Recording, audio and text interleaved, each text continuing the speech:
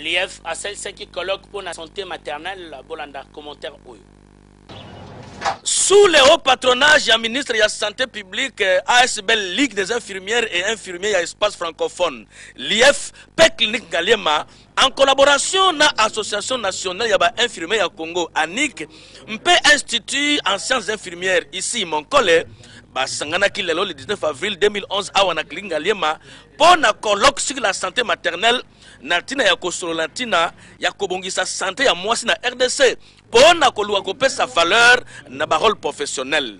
Liboso ya délégation ya Canada, pe ya représentant ya ministre de la santé, Komba Dieko, ya batu ebele, masolo ya koluka lolenge ya ko diminuer kufa tango basi bakendaka kobota e betamaki kitoko.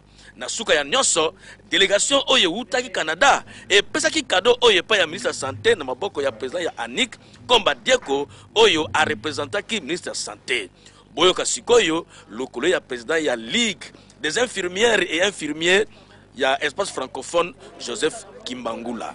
Na likambo ya kokufa ya ba mama to boy to lobi biso to ko s'impliquer to ko pesa maboko na gouvernement, mais gouvernement Sikoyo a reconnaître que bato boy bazali basengili pe ko sala musala wana. Tala colloque oyo sur la santé maternelle et bandi lelo le 19 avril pe ekosi la lobby le 20 avril 2011 à Wakaka na Clinique Ngaliema avec impact dans terrible.